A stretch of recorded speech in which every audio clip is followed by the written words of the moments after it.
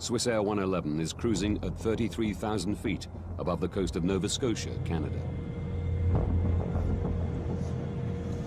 Riechst du was? Ja, Mo, ich schmecke da schon etwas da. Aber auch nicht, wo das ist.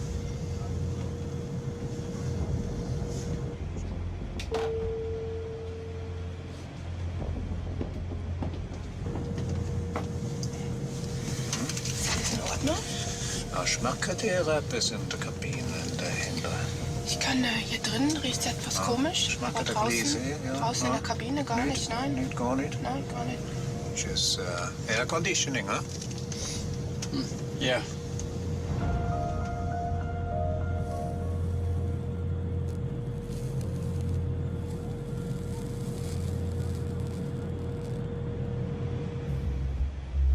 How about we colour in the space rocket?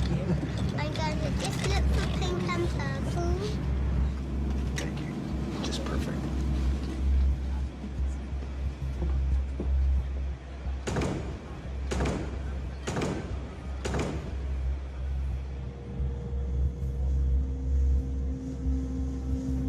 Irgendwelche Pläne für zu Hause? Wir können mal segeln an Zürichsee. Ah, super.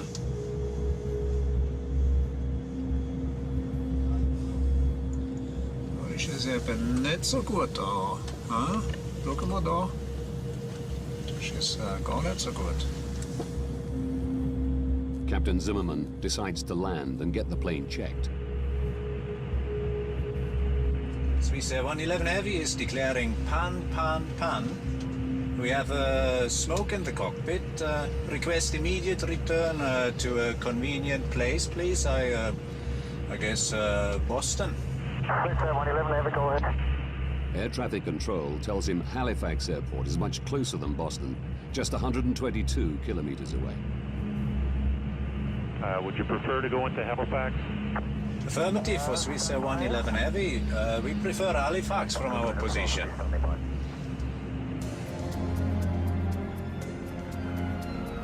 The airport prepares for an emergency landing.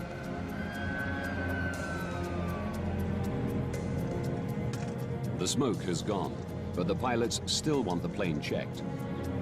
They use oxygen masks as a precaution and begin to descend. The captain has turned on the fasten seatbelt sign. We have a problem with the air conditioning, which needs to be rectified before we continue the flight. We'll be detouring into Halifax Airport in Canada.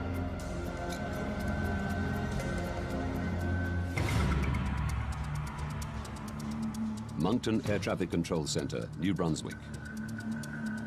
I had a quick look on my radar to see where the aircraft was and estimated that it was about 20 minutes away from the airport. It's Bill Pickrell's job to guide the plane safely into Halifax.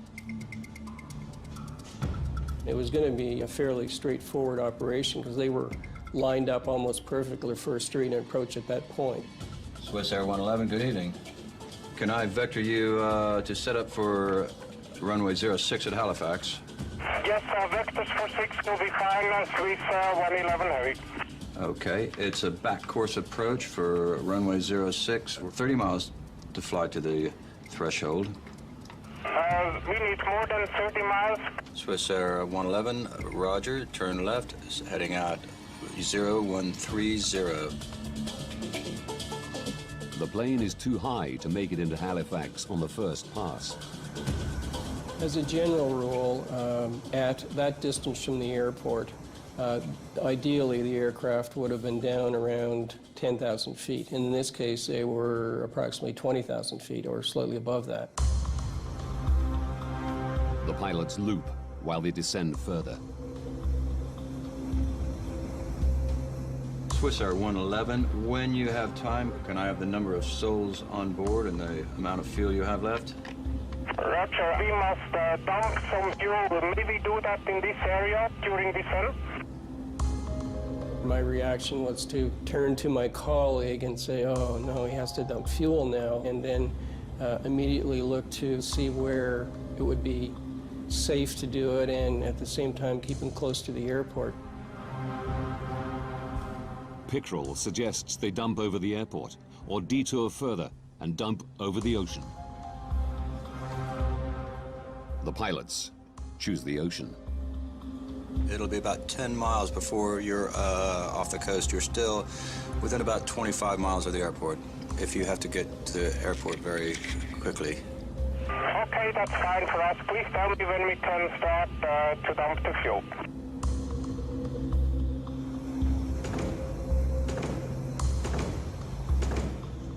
The captain starts Swissair's procedure for dealing with smoke of unknown origin. Captain, bus switch selected, confirm? He cuts unnecessary power to the cabin.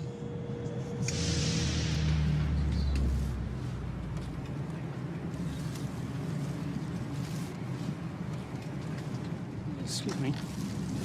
Should we be concerned at this point? There's no electricity and the aircon's gone off. No, the captain has assured us there's no need for concern.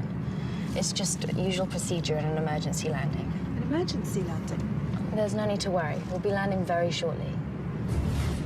Could you strap her in, please?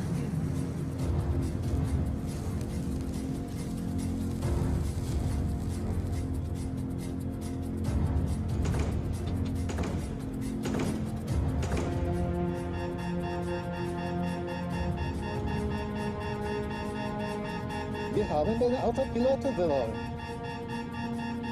Der Autopilot ist weg. Geh Gott, Stefan. Wir haben ein Feuer. Rufe einen Notalarm. And we are declaring emergency now, Swissair 111. Copy that. Oh, my God. The aircraft is at least 6 minutes from the airport. In the background, I could hear a master warning tone to the pilots, and I had no idea of what that meant.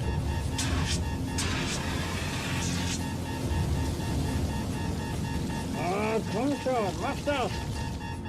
7 Heavy, we starting dump now, we have to land immediately. Swissair 111, roger.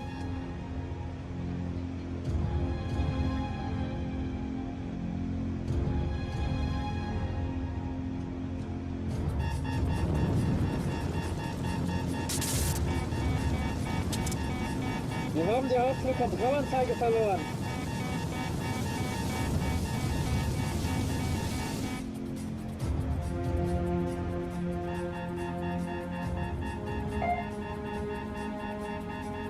We've lost the transponder. Transponder's gone. Come in, Swissair 111. All communication with the plane is lost. Swissair 111, come in.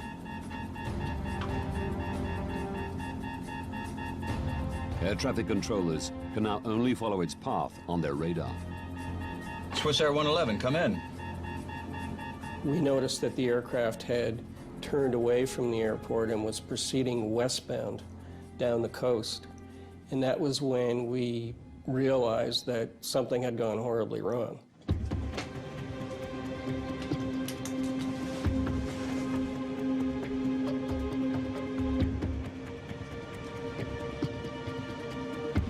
Jesus Christ.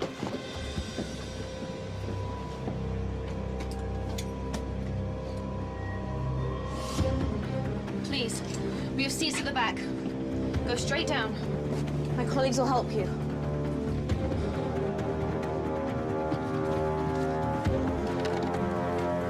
Smoke in first class.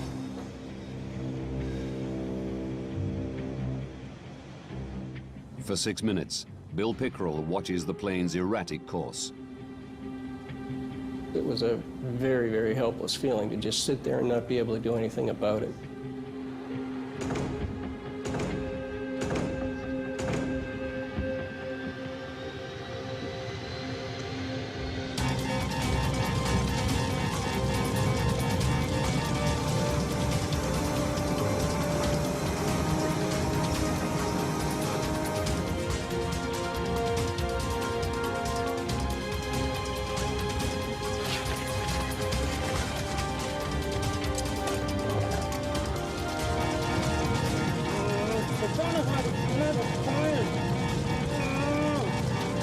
And suddenly they turned to the south, out toward the open ocean,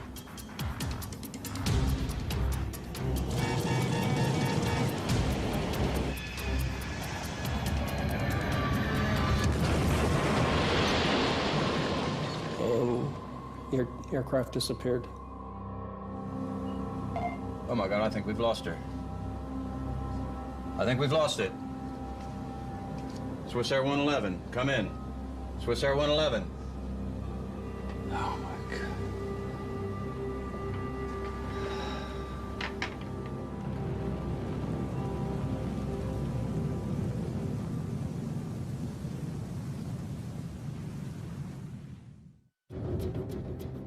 The last radar position of Swissair Flight 111 is 9 kilometers from the Canadian shore. As word spreads, local fishermen head to sea, intent on rescuing survivors.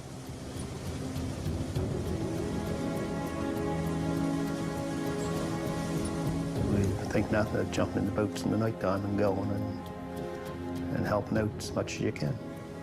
And it was just a natural thing to do. It takes Wayne Manuel an hour to reach the site. You could see the rest of the boats that were out there at the time, but you could smell the fuel from the jet. And as we got closer, you could see debris floating.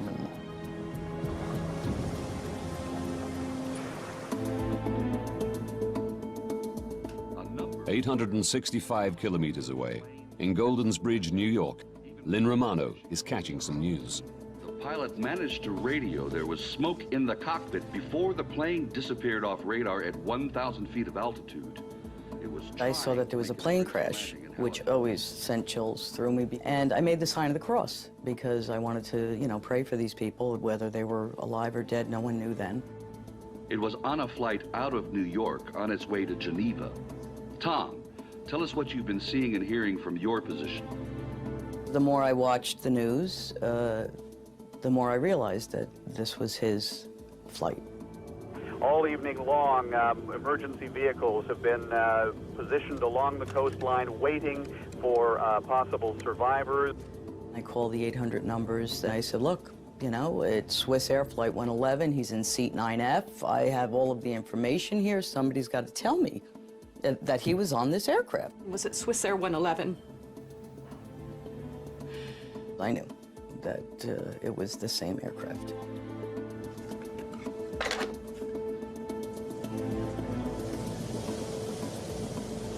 Most of what we seen floating were clothes and pieces of suitcases and shoes and I think we went past one part of the plane at one time, like probably a half a dozen windows out of the side of it.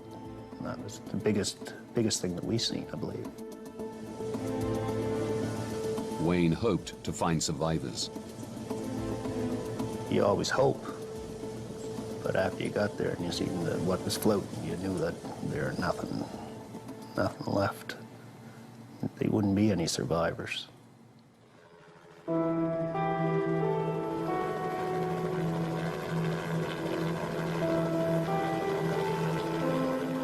The devastating news is confirmed at daybreak. All 229 people on board Swissair Flight 111 have perished. They basically told me, you know, there were no survivors, and I really don't remember much after that. It felt like my whole soul was being sucked out of my body.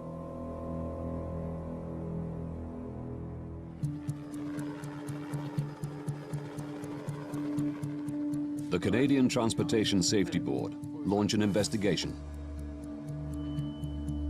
The deputy chief is Larry Vance.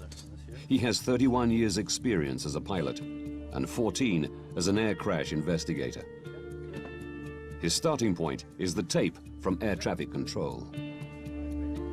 We had quite a bit of information, in fact, from the very beginning, because we knew that the aircraft had caught on fire, if you will, and that the pilots were fighting that circumstance. What we were interested in was how the fire started, how the fire spread, and how it eventually disabled the airplane.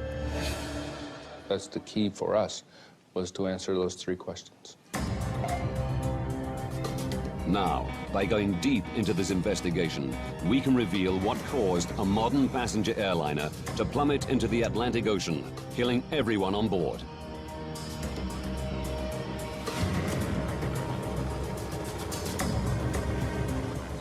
Before investigators can establish what caused the fire on Swissair 111, they must recover the wreckage. Over 20 agencies from Canada, the US, and Europe are drafted in to help.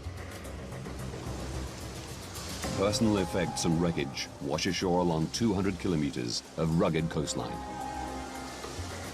You will find human remains. Can't tell you how to deal with it, just deal with it and get on with the job. Only one body is found intact.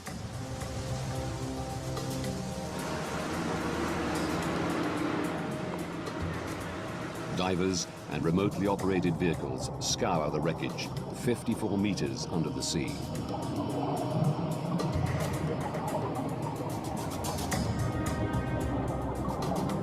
It was very critical for us to try and recover the black boxes because that's where you get a lot of the basic information about what was happening in the cockpit. So we were very anxious to get our hands on those.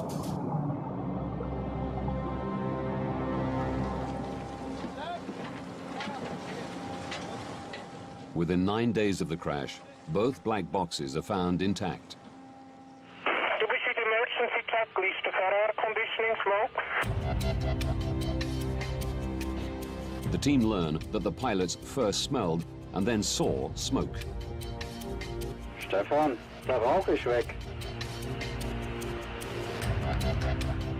But after the smoke cleared, it returned, bringing fire with it. Swissair 111, check you're cleared to start fuel dump.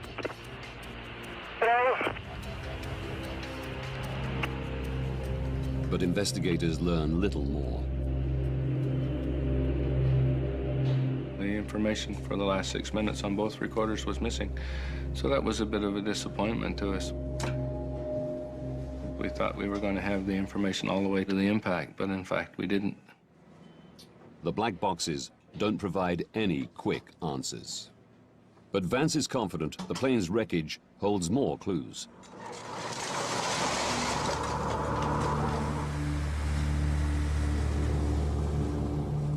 It takes months to retrieve the wreckage and personal effects.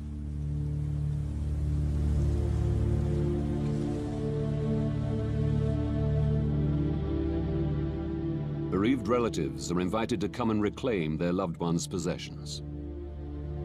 The carnage was unspeakable. I mean, there were suitcases that looked like a demon could have shredded them. And yet there were certain things that were just in perfect condition that they just, you know, picked up out of the water. Lynn sees her husband's notepad with the shopping list he wrote that morning.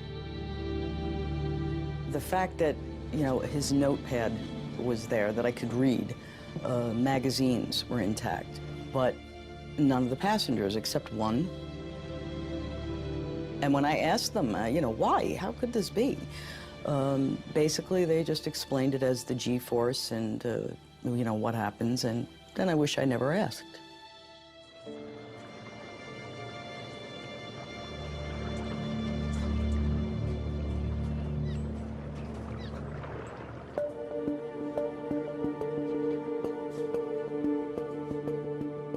Eventually, 98% of the plane is recovered. But it's in over 2 million pieces. The difficult task of finding clues is made easier as the plane crashed not on land, but in water. It presented us with a very unique opportunity because not very many times are you going to have an event where you have a full-fledged fire in progress, extinguished all at the same time, all instantly, so it preserves that fire in that moment of time. Investigators' priority is to establish where the fire began and what initiated it. Don Enns is the Transportation Safety Board's senior technical investigator. He heads the investigation's fire group. The first bits that came up that were identified as fire damage were from the either the cockpit or the first-class galley or the first-class compartment. So we're looking at that area. Seeing that all the fire-damaged wreckage is from the front of the plane, the team decides the best way to understand what happened is to reconstruct it. Like a 5,000-piece puzzle, the wreckage is painstakingly attached to a full-size wire jig. As you put more of the stuff together, the picture became more and more clear. I can remember looking at the roof of Galley 1 in particular and seeing all the heat damage from the outside in, which is actually putting the heat source above the galley. The reconstruction shows that the fire was raging not in the galley, but out of sight, above it. In the attic space, which runs the full length of the plane. It houses electronic equipment, wiring, air conditioning components, and insulation. There were no smoke detectors in the attic, and no requirement to have them. Passengers would have absolutely no idea what was going on until the fire actually came through the ceiling, and even that would only have happened in the first-class galley, maybe in the first-class section. At the back of the airplane, business class and economy class, they would have absolutely no idea that anything was amiss. A bulkhead wall divides the attic into two compartments, with a small tunnel for wiring to pass through.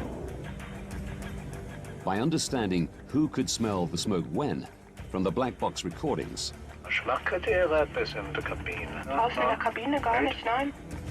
and by looking at the fire damage on the reconstruction, the team established that the fire started in front of the bulkhead, above the cockpit ceiling, where the pilots noticed the smell almost immediately. If it had started behind that bulkhead wall, it would have done a lot more damage, more rearward into the fuselage, and the people in the back of the airplane would have smelt the smoke and odor before the people in the cockpit did. Now they know where the fire started. They need to work out how it started. One of the things that we looked for, of course, was whether or not there was any criminal activity involved. Close inspection of some of the wreckage suggests there was. Very early on in the investigation, we started finding in what looked like buckshot from a shotgun shell. The little ball bearing things, they were everywhere. In the seats and the seat backs and so on, we're thinking, well, somebody's in the airplane shooting it up, you know, like, what's going on here? They question whether the fire was part of a terrorist plot, where someone boarded the plane with a shotgun. Until they learn what was in the plane's cargo hold. It turns out that they were the little tips for ballpoint pens. Those little tiny roller things that they put in the end of a ballpoint pen. There were tens of thousands of those things.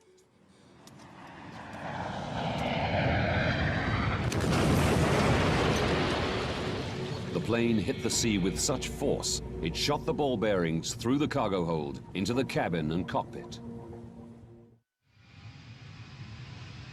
With criminality ruled out, Vance and his team must consider other possible causes of Swissair 111's fire. We know where the fire started. We knew it was up above the ceiling in the cockpit area. And then you start looking for potential ignition sources up there. And right away, the obvious one that comes to mind is wiring. The plane housed 250 kilometers of wiring. 3,000 pieces have been collected from the crash site. Air crash investigator Jim Foote knows his team's task is enormous. First, they must try to identify where each wire came from. The B wires were from basically in the cockpit back to the first door. So those wires we were definitely interested in. Any wire that began with the letter B, we wanted. Now we're going to be examining every inch of this wiring. Jim's team search for damaged or missing insulation to see if they can find the wire that ignited the fire. Any wire, if you get the wire rubbing against a metal piece, then you can wear through that insulation. And if that wire is powered, then you could have an arcing event as it touches that structure. An arcing event is an electrical discharge which leaps from an exposed live wire. Like a tiny bolt of lightning, it creates a split-second flash of light and intense heat. This arc melts the wire's copper threads, leaving a telltale copper ball. It's these copper balls the team search for. They find 20 wire segments that had arced. Most of them ran through the ceiling of the cockpit. Any of them could have sparked the fire. 8 of the wire segments powered the state-of-the-art personal in-flight entertainment system, which was fitted to the first and business class cabins in the year before the disaster.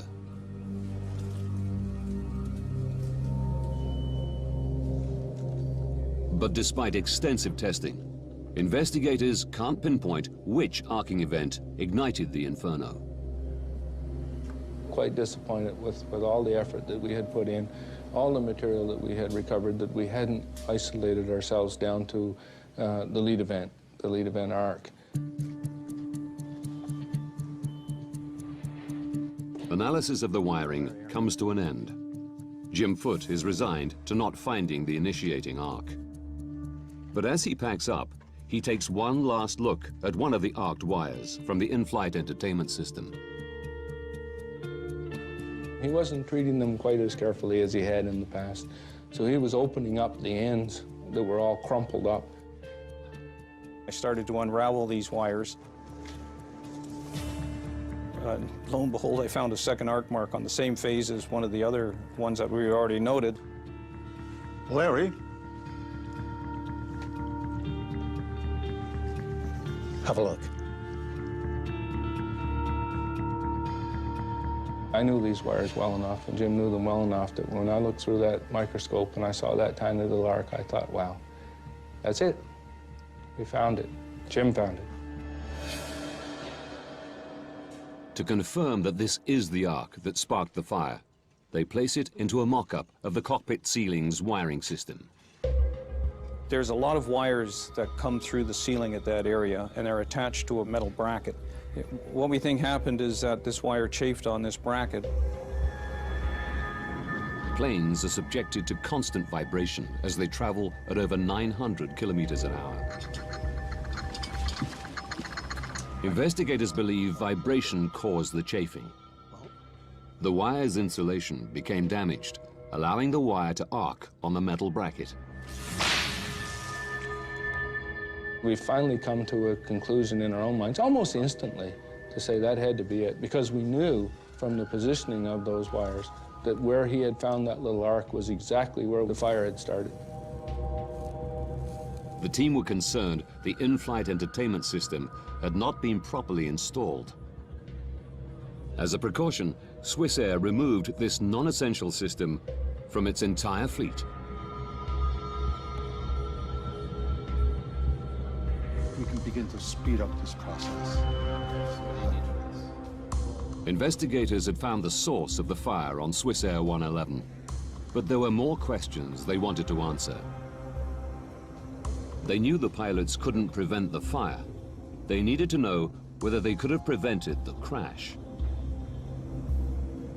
As investigators, you have to say what circumstances were these pilots in that caused them to do what they did that led to the eventual loss of the aircraft.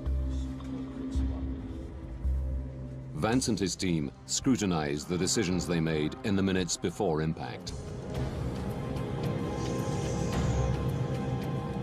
The black box recordings tell them that the cockpit filled with smoke and fire just moments after the pilots turned off excess power to the passenger cabins. One of the things that they ended up turning off is they turned off the recirculating fans, which are in the back, and that changed the whole airflow for the fire. These fans had drawn the blaze through the bulkhead, away from the cockpit area. Once switched off, the blaze changed direction. It just went like that. It changed just right off the bat. The fire raged above the cockpit, burning through the ceiling and disabling critical aircraft systems.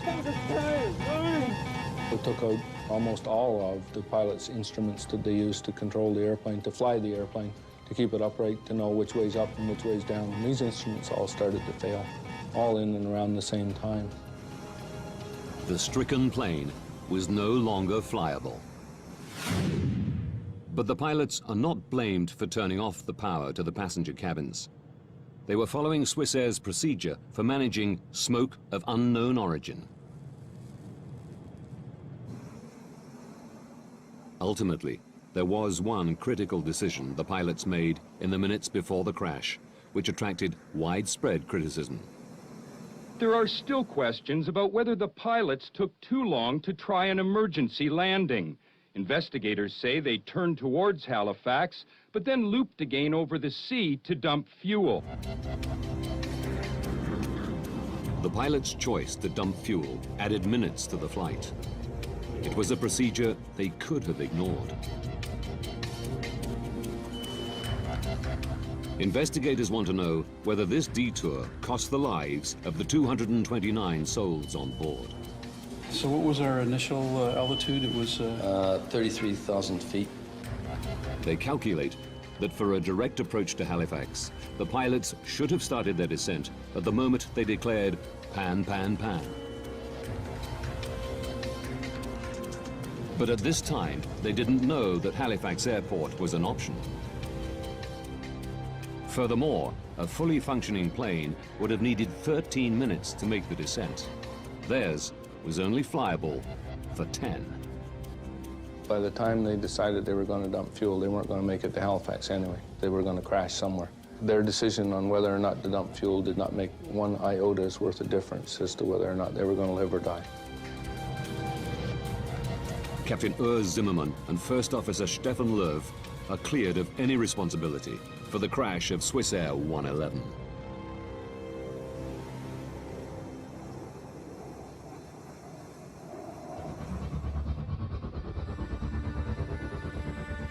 The investigation team successfully reconstructed the front of the plane, established where the fire began, and found the arc that sparked it. But they know a single spark did not bring the airplane down. To prevent future fires, the team needed to find out what had been burning. The threat to the airplane, in fact, was what was fueling the fire. If you have flammable material in such abundance that is capable of burning the airplane up, that's the real threat to the airplane.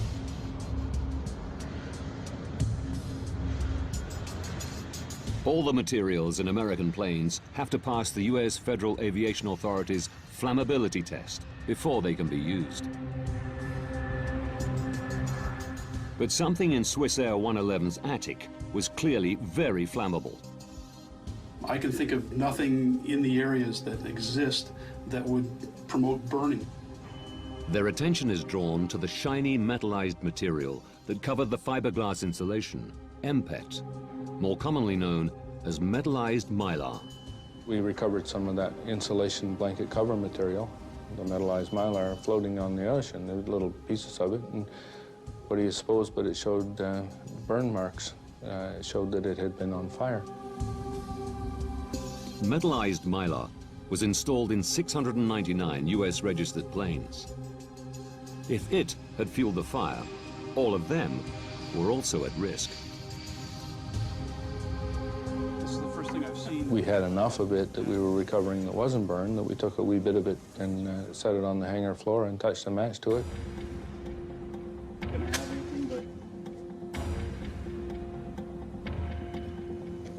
Oh my God, look at that. That's incredible. And what do you know, it burned like crazy, very flammable. And we thought, man, this airplane is full of that stuff. Vance is confident that metallized mylar fueled the fire on Swissair 111. Yes. We think we've come across what might be the problem. He immediately informs the US Federal Aviation Authority. It's a cut fire. They had flame-tested metallized mylar more than 10 years earlier and passed it for use.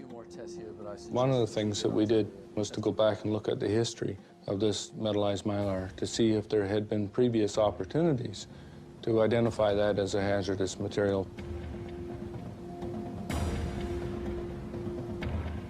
And in fact, we found several events during which metallized mylar was on fire in airplanes. As a result of these previous fires, the plane's manufacturer, McDonnell Douglas, suggested metallized mylar should be stripped from all their aircraft. 4 years before the Swissair crash, the US Federal Aviation Authority had retested metallized mylar and found it was flammable. But they didn't ban it. The fact is that none of them had caused a loss of life. Had one of these previous accidents resulted in a number of fatalities, if you had a body count, then they may well have reacted differently. The FAA now had a body count of 229. Again, they tested the metallized mylar, subjecting it to much more realistic in-flight fire conditions. It failed. The FAA gave US airlines 4 years to strip it from their planes. We know that we got results because we had blood on the water. There were a number of people did, and then people paid attention to it, and then we were able to move forward with our safety message and have it accepted. The investigation into Swissair 111 was the longest the Canadian Transportation Safety Board had ever undertaken. It took 4.5 years to complete. Using the detailed information that investigators unearthed, we can now reveal precisely what took place on Swissair 111 and what the pilots faced in the minutes before impact.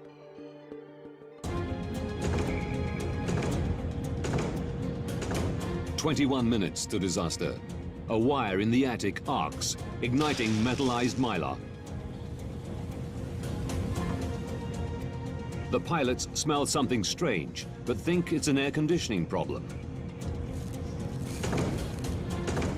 18 minutes to disaster. Seeing smoke, they decide to land and head towards Halifax. 16 minutes to disaster. Air conditioning fans suck the attic fire towards the back of the plane. This clears smoke from the cockpit. 11 minutes to disaster. While looping to lose height, the pilots choose to detour further and dump fuel over the ocean. They don't know what's happening in the attic.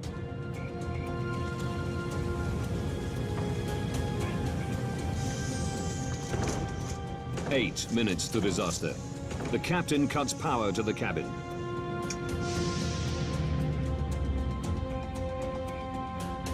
This shuts down the air conditioning fans, allowing the inferno to rage directly above the cockpit. 7 minutes to disaster. The blaze destroys the autopilot system, forcing the pilots to fly manually. Only now do they realize the enormity of the problem. Investigators suspect Captain Zimmerman fights the fire, leaving First Officer Lerv to fly the stricken plane. 6 minutes to disaster. The fire disables the flight displays, communications with air traffic control, and the black boxes. In the searing heat, First Officer Lerv struggles to keep control, but the plane is no longer flyable.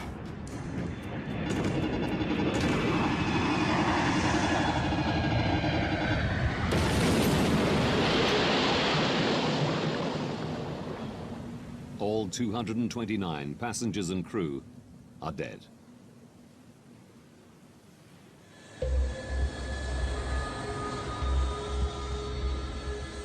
To ensure against further loss of life, Canada's Transportation Safety Board made recommendations.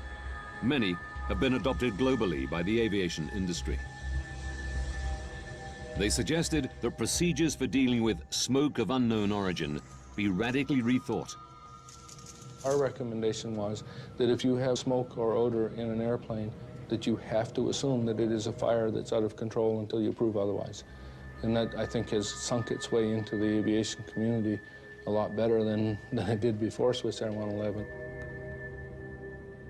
Investigators' biggest success was the banning of flammable metallized mylar. We know as a result of the Swissair 111 investigation that materials that might otherwise have been put in airplanes are no longer being put in airplanes, so a lot of good work has been done and a lot of good safety action has been taken.